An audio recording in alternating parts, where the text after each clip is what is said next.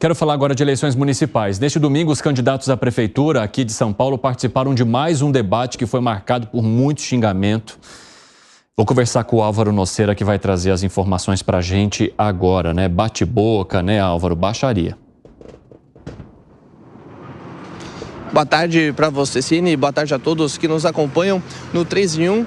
Pois é, Bananinha, Tchutchuca do PCC e Boles, esses foram alguns dos xingamentos proferidos durante o debate na TV Gazeta. Mesmo com as adequações e mudanças no formato, isso não foi suficiente para evitar a baixaria. Após acusações de Pablo Marçal, o candidato do PSDB, José Luiz da Atena, chegou a ir até o púlpito do outro candidato. Inclusive, a mediadora Denise Campos de Toledo teve que chamar a atenção até dos seguranças. O atual prefeito Ricardo Nunes e Guilherme Boulos trocaram farpas o tempo inteiro. Nunes disse que Boulos era invasor, disse isso inúmeras vezes, e Boulos o atacou chamando de ladrãozinho de creche. A única que não tomou nenhuma advertência foi a candidata do PSB, Tabata Amaral, mas fez inúmeras acusações a Pablo Marçal na sua conta no Instagram. E mudando um pouquinho de assunto, o prefeito de São Paulo, Ricardo Nunes, disse que vai comparecer ao ato do dia 7 de setembro, dia da independência do Brasil, mas que não vai pedir o impeachment de nenhum ministro do Supremo Tribunal Federal. Essa declaração foi dada à Rádio Eldorado. Ele disse que isso é uma responsabilidade do Senado Federal e que qualquer declaração dele seria irresponsável. O ato é convocado pelo ex-presidente Jair Bolsonaro, que apoia Ricardo Nunes aqui na capital paulista. Volto com você, Cine. Muito obrigado pelas informações, Álvaro Nocera. Bom trabalho para você. O que a gente tem percebido nos debates é, em vez do negócio amenizar, da poeira baixar e a gente conseguir ouvir parte das propostas desses candidatos, não. É uma escalada, né? A gente viu até candidato como o da Atena saindo do púlpito para colocar o dedo em riste para Pablo Marçal. E esses xingamentos, né? Esses apelidos que vão agora ganhando cada vez mais a fala do povo e também virando meme na internet, e isso também traz certa aderência a este ou a outro candidato, o que a gente vai entender nas próximas pesquisas eleitorais. Agora, o debate mesmo, né, tá bem esvaziado, digamos assim, né, Gani? Muito ruim, eu nem sei dizer quais são as propostas dos candidatos, porque virou um circo, né? É até, de certa forma, divertido você assistir um debate, né?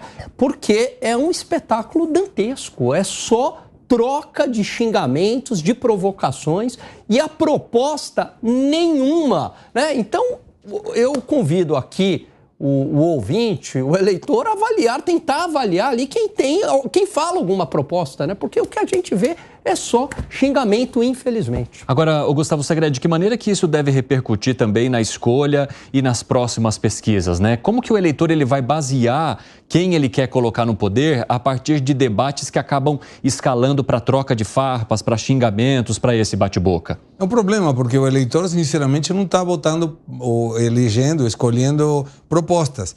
Escolhendo quem sai melhor no debate, quem agride melhor, quem agride pior, quem é mais agredido. Quem se posiciona mais. Voto esse porque é o coitadinho que apanha muito. Vou votar nesse porque é aquele que utiliza melhor a forma de agredir, sem agressões. Mas o que interessa aí é o respeito das leis eleitorais e as propostas que até agora não aparecem. Eu não sei, a gente pensa, não, imaginando se um candidato, alguma pessoa estivesse aí, alguma pessoa do nosso convívio, a sugestão seria sempre, não interessa o que o outro opositor te fale, você apresente propostas, porque será a única maneira do eleitor conhecer qual é o pensamento de cada um dos candidatos em relação a temas que são sensíveis para a sociedade. Estamos falando de uma cidade que tem quase 12 milhões de habitantes e que, se fosse um país, estaria dentro dos 50 maiores países do mundo, sendo a cidade de São Paulo. Não é para brincadeiras e não é para improvisar. Estamos falando de uma questão muito séria. Até agora, nos debates, só vimos baixaria. Ô Zé Maria Trindade, a gente sabe que bate-boca sempre aconteceu em debate eleitoral, né? Principalmente quando a gente fala de debates de municípios, em que as coisas ficam mais acaloradas. Mas aqui em São Paulo, a gente está falando de um debate que foge um pouco das questões locais e acaba atingindo também os entes nacionais diante dos apoios e dos padrinhos. Como é que isso agora vai mexer com o xadrez dessas lideranças nacionais que hoje querem colocar um postulamento postulante na maior cidade do país? Está mexendo já. O que a gente ouve aqui entre os políticos é todo mundo prestando atenção no Marçal, na maneira dele fazer política e entendendo que é uma prévia do que acontecerá em 2026. Sempre houve, como você disse, debates acalorados, chutes nas partes baixas, né? Levando filha para o debate, que foi o caso do Collor e Lula, naquele debate lá onde o Collor ganhou do Lula, né?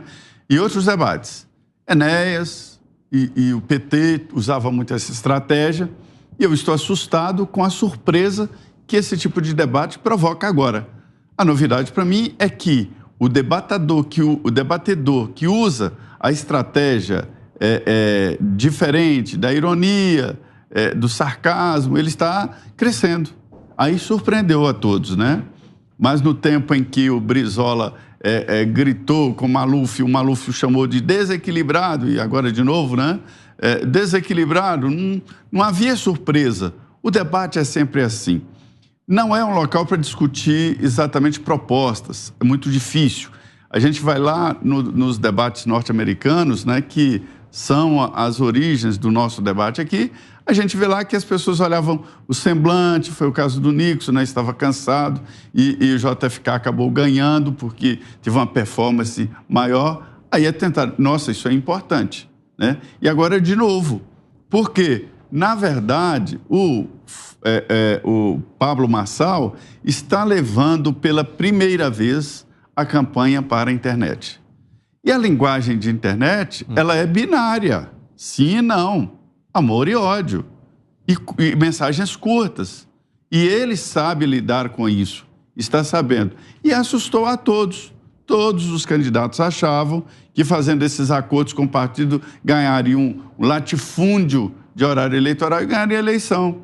A eleição passada, a outra, né? Geraldo Alckmin tinha um latifúndio eleitoral, né? Contra quase nada de Jair Bolsonaro.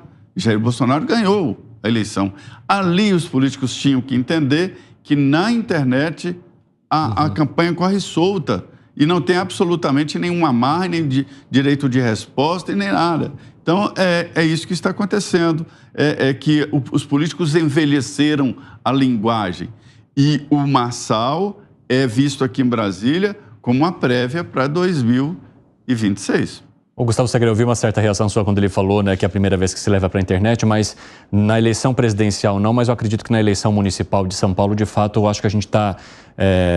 esta é a primeira vez que você tem um debate muito intenso na internet, né? Da outra vez, nas últimas eleições, isso aconteceu de certa forma, mas não com um candidato que tem uma atuação exclusiva de rede social, com essa linguagem de rede social. Isso traz um desafio para, entre aspas, os políticos tradicionais que têm e conversam com esse público da rede social, mas não com tamanha facilidade como faz hoje o Pablo Marçal. Fala, Gani.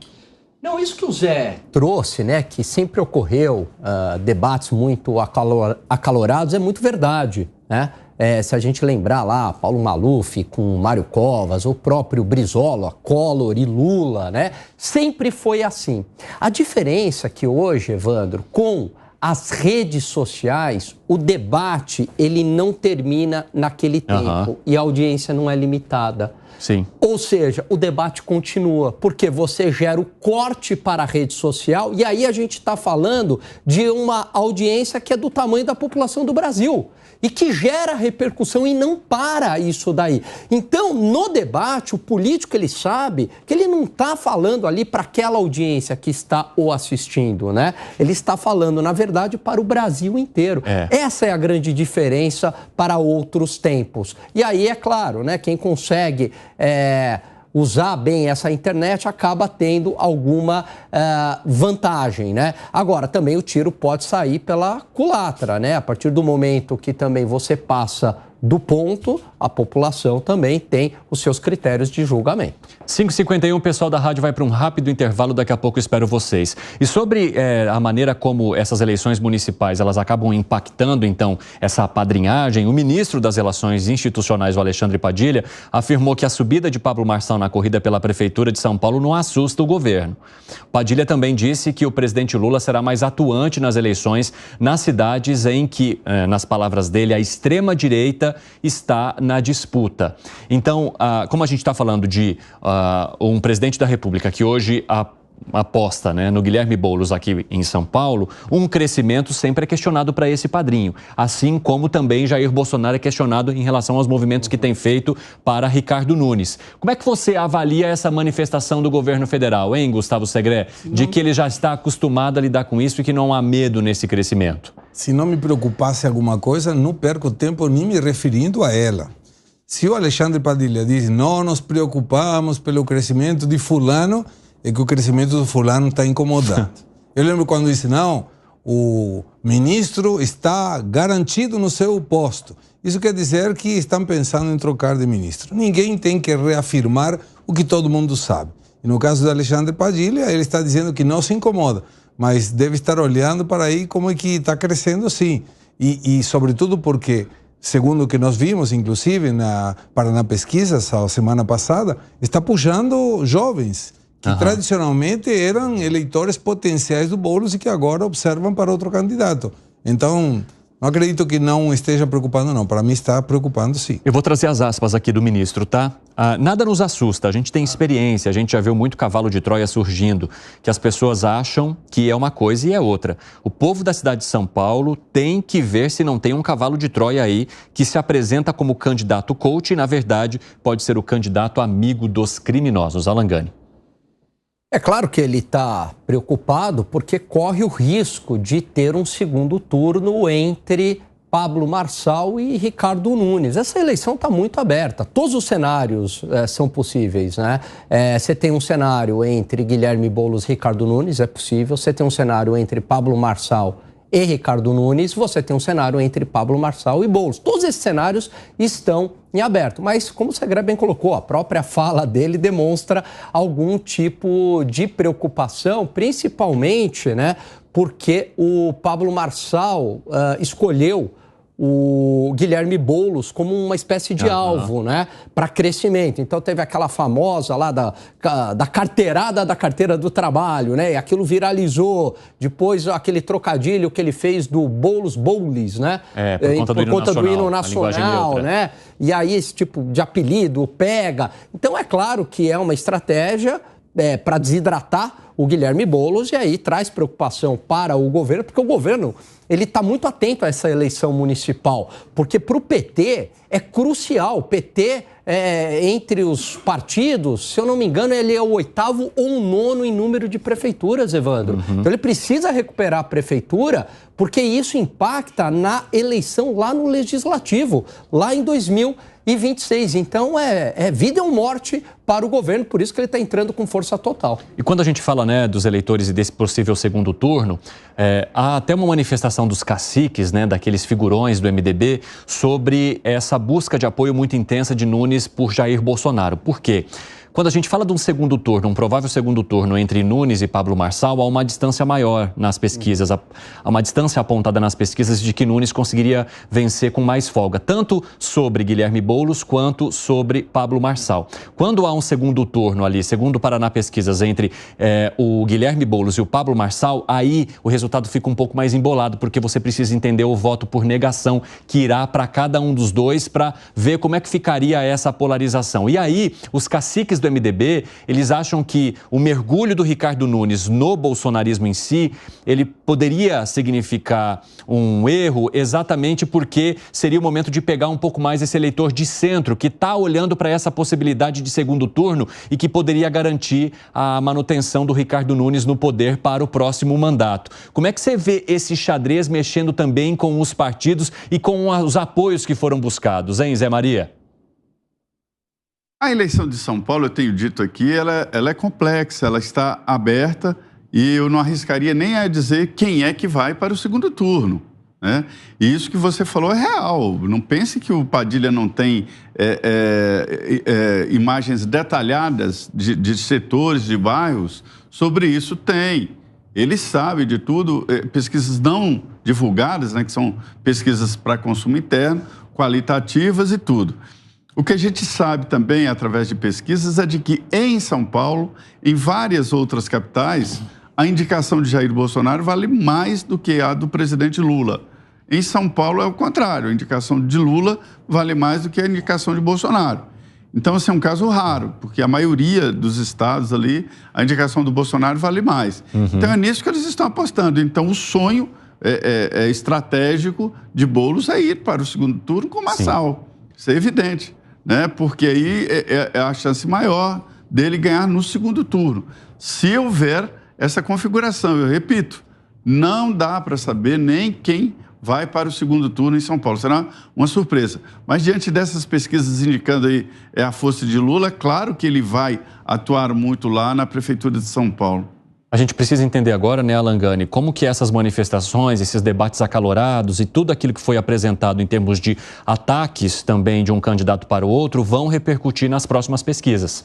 Exatamente. Aliás, eu estou muito curioso, Evandro, para saber como é que virão aí as próximas pesquisas, justamente porque há pouco tempo houve um racha na direita em relação ao apoio para Pablo Marçal, né? Houve uma briga, depois o Carlos Bolsonaro, né, esfriou um pouco essa briga, mas eu quero entender como é que foi esse movimento, né? Principalmente desse racha aí da família Bolsonaro e também de alguns influenciadores de direita, até que ponto que isso tira votos de Pablo Marçal. Arremate, Segré. Me parece que o Bolsonaro pode ser perante uma parte do eleitorado dizendo eu vou votar no outro que o Bolsonaro recomenda, mas me parece que tem muito mais ingerência naquele que possa alavancar um apoio do Bolsonaro que não. Entre Pablo Marçal e Nunes, em algum momento o Bolsonaro vai ter que falar esse ou esse, ou ficar quieto em que o apoio já foi explícito para Nunes, mas agora está mais tranquilo. Indo no segundo turno, não tenho dúvida que o Bolsonaro vai se enfiar na campanha de quem chegar no segundo, salvo que seja Marçal e Nunes. Aí seria mais orientado a que continue o apoio a Nunes.